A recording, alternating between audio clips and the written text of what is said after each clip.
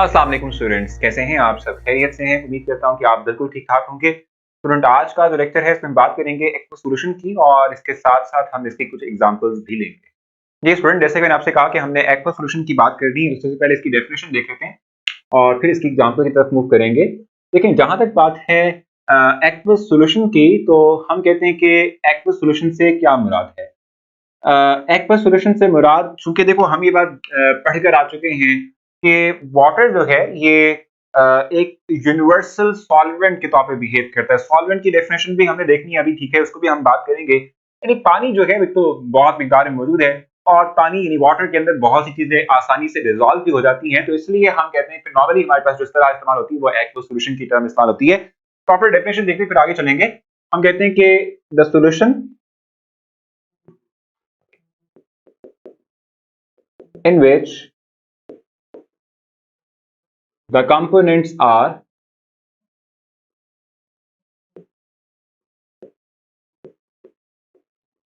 dissolved in water।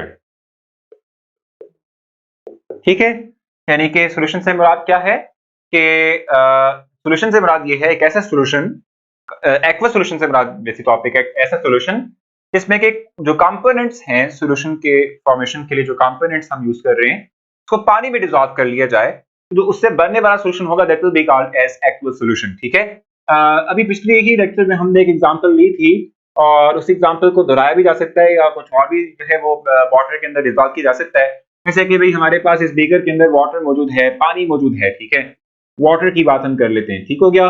तो आप चाहे तो इसमें सॉल्ट की एडिशन कर दें, चाहे आप इसके अंदर शुगर की एडिशन कर दें, चाहे आप इसके अंदर अल्कोहल की एडिशन कर दें, इन तमाम से जो बनने वाले सॉल्यूशंस होंगे that will be called as aqueous solution. क्योंकि क्या हो रहा है, ये सारे के सारे कंपोनेंट्स हैं और इन सबको आप पानी में डिसॉल्व कर रहे हैं, वाटर के अंदर डिसॉल्व कर रहे हैं। ठीक है, अभी लेटर ऑन डिस्कस भी करना है, सॉल्वेंट की बात हम करेंगे, तो ये सॉल्वेंट है। यहाँ पर सॉल्वेंट से मुराद क्या होता है कि सॉल्यूशन का वो पार्ट, वो कंपोनेंट, वो हिस्सा कि जो एक्सेस क्वांटिटी यानी ज्यादा मिकदार में लिया जाता है, ठीक है, इसकी मिकदार ज्यादा होती है, क्वांटिटी ज्यादा होती है, ठीक है, इसको हम सॉल्वेंट कहते हैं। तो वाटर यहाँ पर एज अ सॉल्वेंट यूज हो रहा है और वाटर के अंदर चूंकि ये तमाम के तमाम सॉल्यूट्स आप ऐड करके डिसॉल्व कर रहे हैं, तो इसको हम एक्वस सॉल्यूशन कहते हैं। और वाटर को हम कहते हैं कि it is basically most widely use solvent, जिसको यूनिवर्सल सॉल्वेंट भी कहते हैं, क्योंकि पानी के अंदर आप देख रहे हैं कि शुगर, सॉल्ट, अल्कोहल और इस तरह के बहुत से कंपाउंड्स जो हैं वो आसानी डिसॉल्व हो जाते हैं, जस्ट बिकॉज वाटर है partial negative partial positive charge as well as it can make hydrogen bonding. ठीक है, तो ये हाइड्रोजन बॉन्डिंग क्रिएट कर सकता है। ठीक हो गया। तो वाटर जो है इस तौर पे ये जब भी यूज होगा एज अ सॉल्वेंट किसी भी सॉल्यूशन फॉर्मेशन के तहत, इसको हम एक्वस सॉल्यूशन कहेंगे। बहुत सिंपल सी डेफिनेशन थी, एग्जांपल भी ले ली हमने। उम्मीद है कि ये टर्म्स समझ आ चुकी होगी। कोई पॉइंट अगर आपको लगता है कि मुश्किल है तो आप मुझसे पूछ लीजिएगा, मैं आपको बता दूंगा। अपना ख्याल रखें, मुलाकात होती है नेक्स्ट लेक्चर में, तब तक के लिए अल्लाह हाफिज।